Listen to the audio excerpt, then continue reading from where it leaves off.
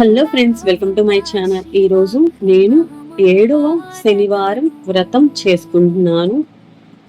ఇలా 7 శనివారాలు వ్రతం నాకు పూర్తి అయిపోయింది. ఈ 7 శనివారాల వ్రతం పూర్తి అయిందంటే 8వ వారం కూడా మనం చేసుకుంటేనే ఫలితం ఎక్కువగా ఉంటుంది. ఎందుకంటే వెంకటేశ్వర స్వామి వారు వడ్డీ కాసుల వారు స్వామి కాబట్టి మనం 8వ వారం వడ్డీ కింద చేసుకోవాలి. అప్పుడే మనకి ఈ 7 శనివారాల వ్రతం పూర్తి అయినట్టు.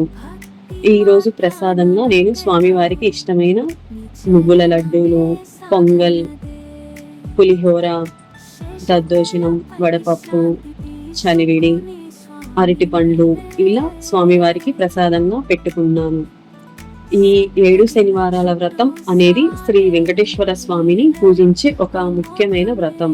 ఈ వ్రతాన్ని 7 శనివారాల పాటు ఆచరిస్తే శని దోషాలు తొలగిపోయి సుఖ సంతోషాలు, ఐశ్వర్యం కలుగుతాయని భక్తుల నమ్మకం.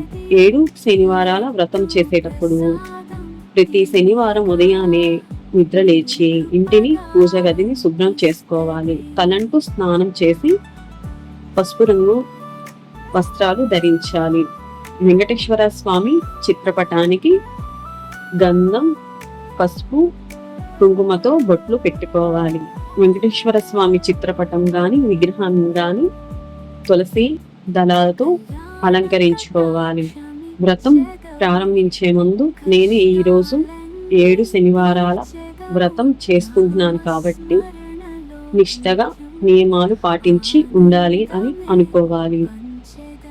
స్వామి వారికి బియ్యపిండి ప్రమిదల్లో దీపారాధన చేస్తే చాలా మంచిది కాబట్టి బియ్యపిండి, పాలు, బెల్లం కలిపి ముద్దగా చేసేసుకొని ప్రమిదలా తయారు చేసుకొని ఇందులో 7 వత్తులను ఒక వత్తిగా చేసుకొని ఆవు నెయ్యితో గాని నువ్వుల నూనెతో గాని దీపాన్ని వెలిగించుకోవాలి. ఈ దీపాన్ని మనం ఏకదీపంతో గాని అగరబత్తులతో గాని వెలిగించుకోవాలి. అగరబత్తులు కూడా 7 అగరబత్తులు వెలిగించుకోవాలి. ఎందుకంటే 7 శనివారాల వ్రతం కాబట్టి 7 అగరబత్తులు వెలిగించుకోవాలి.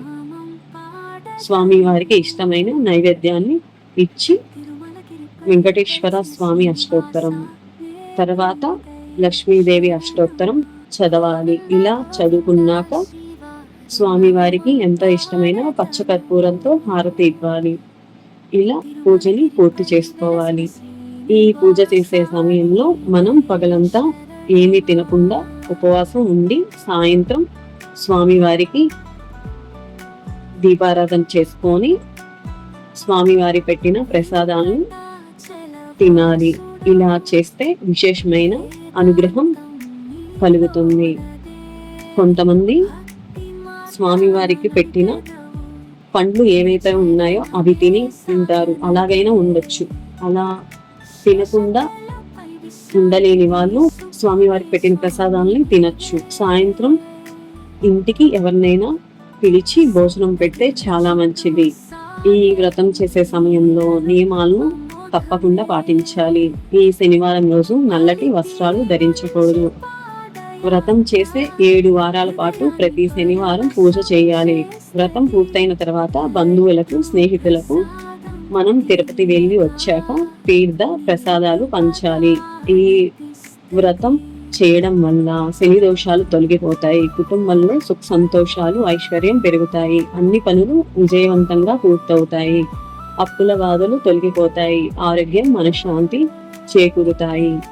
ఇల్లు కొనాలన్నా లేకపోతే కట్టుకోవాలన్నా ఇలా కోరిక కూడా తీరుతుంది. ఇలా తీరాలంటే మనం ఈ పూజ చేసేటప్పుడు చిన్న వెండి ఇల్లు ఉంటుంది. అది తెచ్చుకొని పూజలో పెట్టుకొని తర్వాత ముడుపులో కట్టుకొని ఈ ముడుపుని మనం ఈ వ్రతం పూర్తి అయిన తర్వాత వెంకటేశ్వర స్వామి తిరుమల వెళ్ళి శ్రీవారి హుండీలో వెయ్యాలి. లేదు కోరిక తీరేంత వరకు మన దగ్గరే ఉంచుకొని తర్వాత కోరిక తీరాక వెంకటేశ్వర స్వామి దగ్గరికి వెళ్ళి ఆ హుండీలో వేసుకోవచ్చు. అప్పటిదాకా ఈ ముడుపుని మన పూజా మందిరంలో వెంకటేశ్వర స్వామి చిత్రపటం వెనుక వైపు పెట్టుకోవచ్చు. లేదు వెంటనే స్వామి వారిని దర్శనం చేసుకోవాలనుకుంటే ఈ ముడుపుని మనం వ్రతం 7 శనివారాల వ్రతం అంటే 8వ వారం కూడా వడ్డీ కింద చేసేసుకొని స్వామి వారి దగ్గరికి వెళ్ళి ఈ ముడుపుని వేసుకోవచ్చు. ఇలా పూర్తిగా 7 శనివారాల వ్రతం పూర్తి అయిపోయింది. వచ్చే వారం 8వ వారం వడ్డీ కింద చేసుకోవాలి. ఓం నమో వెంకటేశాయ నమః. గోవింద గోవింద ఆపద ముక్కులవాడ అనాథరక్షక గోవింద గోవింద. ఐ హోప్ నా వీడియో కనుక మీకు నచ్చినట్లయితే please like, share and subscribe. Thanks for watching. Govinda Govinda శ్రీవారి నామం పాడతను, తిరుమలగిరిపై వెలసిన శ్రీనివాసాని దయే శరణమా.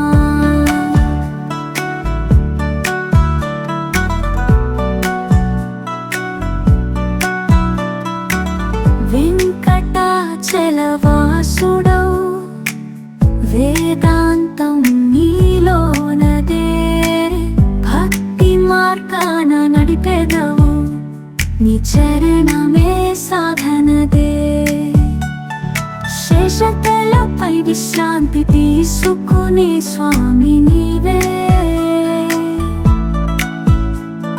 సప్తగిరుల చుట్టూ సాగే నీలలు అమోఘమే.